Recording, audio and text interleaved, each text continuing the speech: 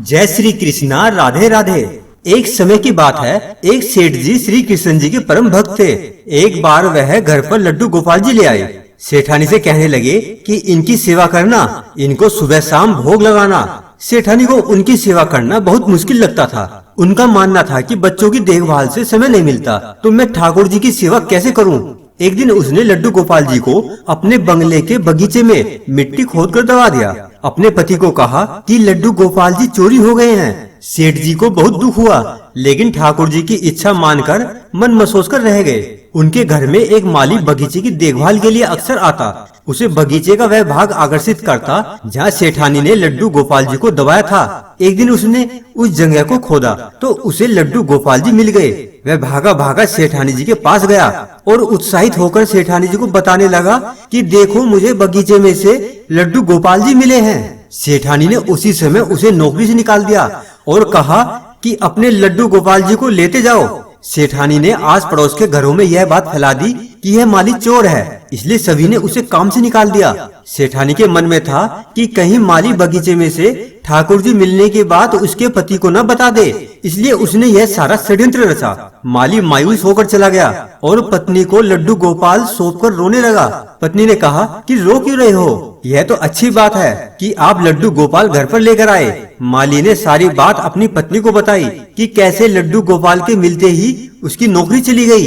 इसमें अच्छी क्या बात है? पत्नी ने पति को ढांढस बढ़ाया और कहा कि ईश्वर पर विश्वास रखें, इसमें भी उन्होंने कुछ अच्छा ही सोच रखा होगा। माली की पत्नी ने लड्डू गोपाल जी को साफ कर स्नान कराया और उन्हें घर के मंदिर में स्थापित कर भोग लगाया। जो मिट्टी ठाकुर जी को साफ करने के बाद मिली थी, उसने अपने पति से पूछा कि इसका क्या करूं? माली ने कहा कि बाहर आंगन में इतनी सारी मिट्टी पड़ी है, उसमें ही फेंक दे। पत्नी ने मिट्टी बाहर पड़े ढेर पर फेंक दी। अब माली का 2 वक्त का गुजारा भी बहुत मुश्किल से हो रहा था, क्योंकि उसके चोर होने की झूठी खबर के कारण उसे सभी ने नौकरी से निकाल दिया था। एक दिन एक व्यक्ति उसके घर के बाहर से निकल रहा था। उसके घर के बाहर पड़ी मिट्टी में बहुत सुंदर फूल खिले देखे तो उसने माली को बाहर बुलाया। उसने पूछा कि क्या तुम इन फूलों के बारे में जानते हो? माली ने कहा कि मैंने यहाँ यह फूल उगने से पहले कभी नहीं देखे थे, मुझे इन फूलों के बारे में जानकारी नहीं है। अब उस व्यक्ति ने बताया कि यह एक खास किस्म के फूल हैं। बाजार में यह फूल बहुत महंगे दाम पर बिकते हैं। अब माली ने जब फूलों के बारे में जानकारी इकट्ठी की तो उस व्यक्ति की बात सच निकली। वो फूल खास किस्म के थे और बहुत महंगे दाम पर बिकते थे। अब उसने उन फूलों की खेती बड़े पैमाने पर शुरू कर दी।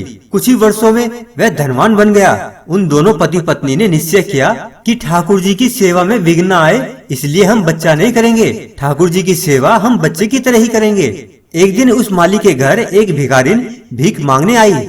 माली ने उसे पहचान लिया। माली ने कहा कि सेठानी जी, आप भीख क्यों मांग रही हैं? भिखारिन ने कहा कि मैं तुम्हें पहचान नहीं पाई। माली ने कहा, मैं वही माली हूँ जिसे आपने चोरी का झूठा इल्जाम लगाकर नौकरी से निकाल दिया था। मैं आज तक इस बात से परेशान हूँ कि आपने ऐसा क्यों किया था। तब सेठानी ने कहा कि मेरे पति की मृत्यु हो गई है और जिन बच्चों की देखभाल करने के लिए मैंने ठाकुर जी को मिट्टी में दबाया था, उन्होंने मुझे घर से निकाल दिया। मैं अब भीख मांगकर गुजारा करती हूँ। मैंने तुम पर झूठा इल्जाम इसलिए लगाया था कि कहीं बगीचे में से लड्डू गोपाल निकलने की बात तुम मेरे पति को न बता दो।